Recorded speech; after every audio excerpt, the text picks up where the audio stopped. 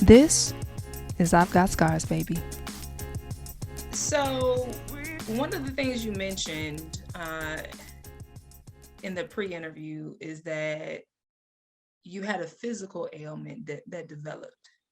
Yes, Let's talk about that. What was that ailment that developed within you during I this mentioned time? earlier that I was very bitter and very resentful, Mhm. and I wasn't able to express myself. So after a while, I held everything in, and I wound up being sick with Crohn's disease.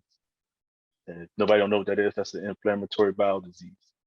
I Hmm. dealt with that illness for 6 years, and I was angry and I was bitter, and it was like, okay, I don't want to forgive. I want to hold on because I want you to feel the pain that you done to me. I want you to feel the same way, Mm. and which wasn't the right thing because I was just handling things out of emotion and Yeah. not actually letting go of things. Because in order to be able to get to the next level, in order to be able to heal, you have to be able to forgive first, not just yourself, but others wholeheartedly. Yeah.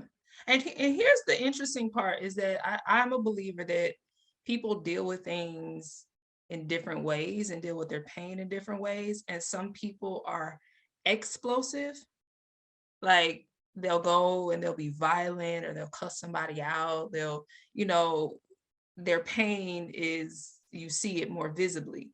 And then I Right, believe that some people are implosive. right. So they kind of keep it inside of themselves. So for you, it sounds like your style for handling trauma and pain was to be more implosive.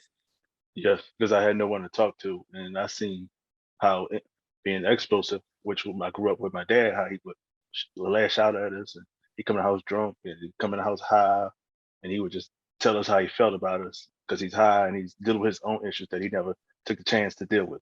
Yeah. So And that so made me not want to.